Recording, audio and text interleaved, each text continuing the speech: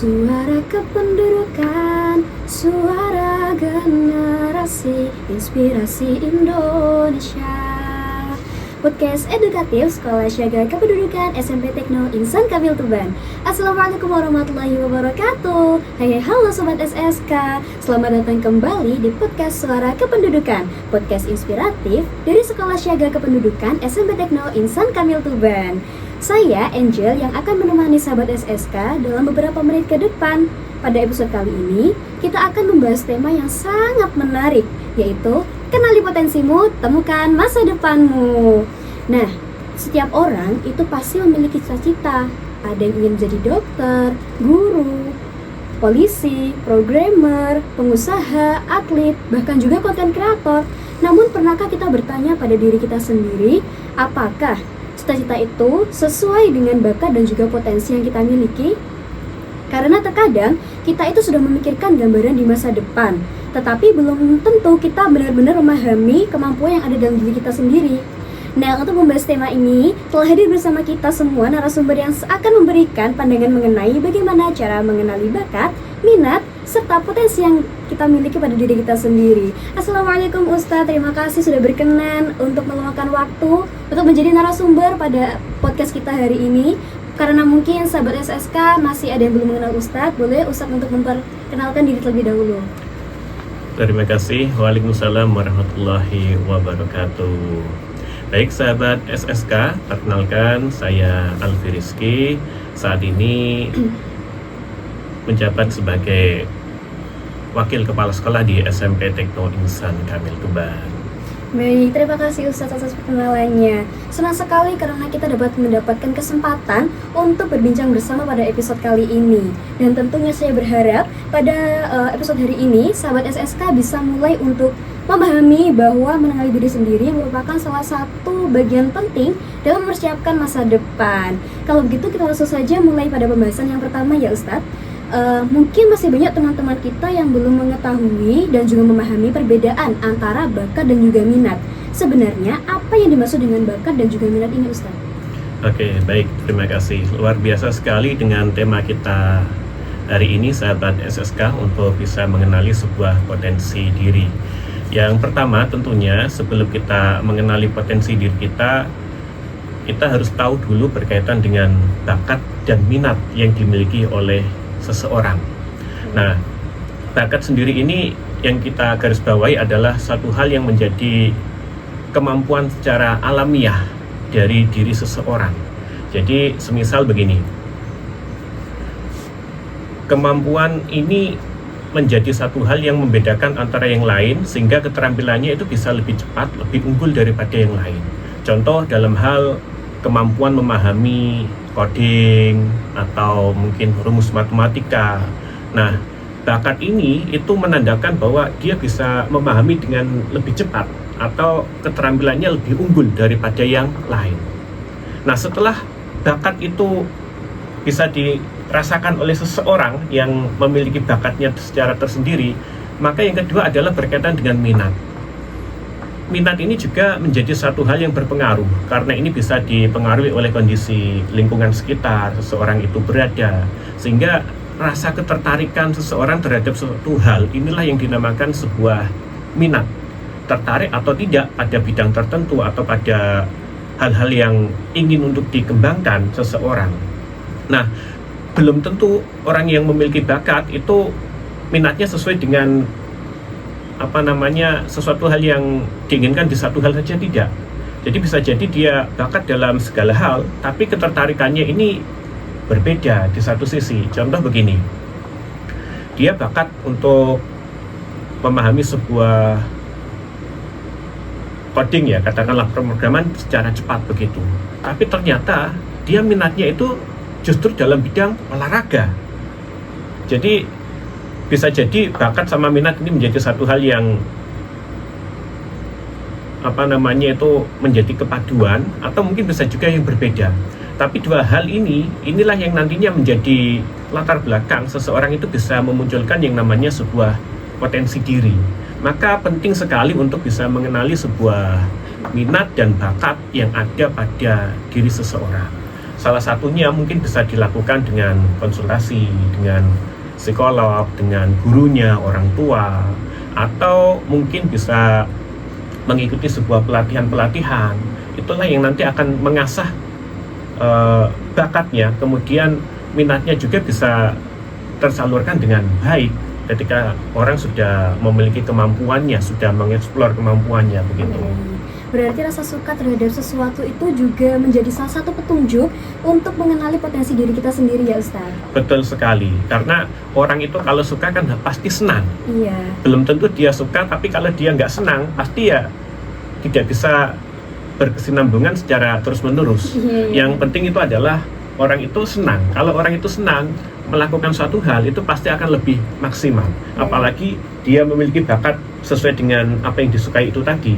Maka di sini sangat penting sekali yang namanya bakat dan minat. Gitu. Lalu bagaimana cara kita agar bisa mengetahui potensi pada diri kita, Ustaz? Oke, baik. Tadi sempat saya singgung terkait dengan potensi. Potensi itu lahir dari yang namanya ada bakat, kemudian minat, kemudian lanjut lagi ke potensi diri. Jadi potensi ini adalah kemampuan seseorang yang mampu mengeksplor dirinya untuk bisa melakukan suatu hal berdasarkan bakat dan minatnya tadi. Contoh, semisal sekali lagi, dia kemampuan memahami sebuah berita, katakanlah cepat menyimak suatu video, kemudian atau film, dia kemampuan untuk memahami itu cepat. Kemudian dia memang menyukai dunia broadcasting atau jurnalistik, misal di kepenulisan atau mungkin secara public speaking. Nah, potensi diri yang bisa dipacu dari orang tersebut adalah mungkin dia bisa menjadi seorang yang memiliki keterampilan di bidang komunikasi yang baik, presenter, bisa menjadi pembawa acara yang baik, semacam seperti itu, atau dia bisa menjadi seorang pembawa berita yang baik. Itulah potensi diri yang bisa dikembangkan dari orang tersebut ketika dia sudah mengenali bakatnya, sudah mengenali minatnya, seperti itu. Oh, berarti pengalaman itu juga sangat berpengaruh juga Ustadz ya berarti ya? Kalau pengalaman pasti ini memiliki satu hal pengaruh yang cukup kuat, karena sekali lagi orang itu akan belajar lebih maksimal, terampil lebih maksimal karena dia punya pengalaman. Makanya pengalaman sering kita dengar itu adalah guru yang berharga. Ketika kita melakukan suatu hal, kalau tanpa adanya pengalaman secara berulang, mungkin kita tidak bisa maksimal. Tapi karena kita pernah gagal, kemudian mungkin kita sudah bisa menemukan solusinya, ada hal yang baru yang bisa kita lakukan untuk menguraikan sebuah masalah itu. Nah, itu namanya belajar dari sebuah pengalaman. Dengan pengalaman inilah yang menjadi kunci. Semakin banyak pengalaman yang dimiliki seseorang, dia akan lebih maksimal lagi, lebih bagus lagi dalam mengeksplor potensi diri yang dimiliki oleh orang tersebut. Contohnya semisal siswa yang belajar di sekolah, kemudian dengan dihadapkan pada tugas-tugas yang pernah dia lakukan, cara menyelesaikan tugas yang baik, pengalamannya dalam kesehariannya, berdinamika di sekolah, maka dia akan bisa memaksimalkan dirinya, potensinya untuk mengelola tugas itu dengan baik. Manajemen waktunya menjadi lebih baik, menjadi terukur, seperti itu. Baik. Nah, Ustadz, karena tema ini kan juga berkaitan dengan materi kependudukan. Apa hubungannya mengenali potensi diri dengan bonus demografi Indonesia? Baik, untuk bonus demografi sendiri, kita ambil satu kesimpulan atau inti bahwasanya bonus demografi ini adalah usia-usia yang produktif itu lebih banyak dibandingkan dengan usia yang non-produktif. Produktif sendiri antara 15 sampai 60 tahun. Sedangkan di non-produktif itu bisa di bawah 15 ya, atau lebih dari 60 tahun.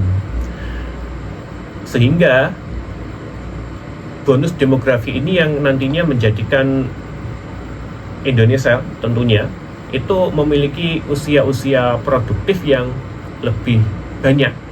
Nah, dari jumlah usia produktif yang lebih banyak inilah yang dinantikan nanti para remaja orang-orang yang usia rentang 15 sampai 60 tahun itu bisa menciptakan sebuah karya, bisa melakukan hal-hal yang memang produktif atau bermanfaat untuk kehidupannya, untuk orang lain, semacam itu, atau karya-karya yang akan diberikan kepada bangsa kita.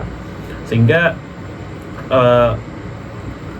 bonus demografi ini perlu disikapi dengan bijak juga oleh para pelajar khususnya, karena tidak menutup kemungkinan dari bonus ini justru menjadi satu hal yang bisa memicu hal yang negatif. Contoh semisal karena usia produktif kemudian tapi tidak melakukan satu hal yang menunjukkan sebuah produktivitas, maka di situ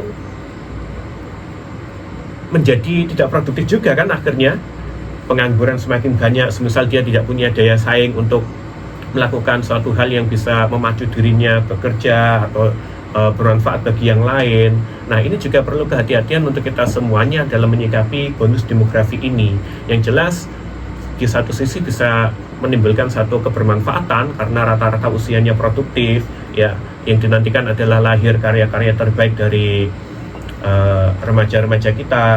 Kemudian dalam bidang-bidang tertentu nanti bisa diisi oleh mereka-mereka yang memang usianya produktif, sehingga persaingan itu terjalin dengan baik, daya saingnya baik, seperti itu.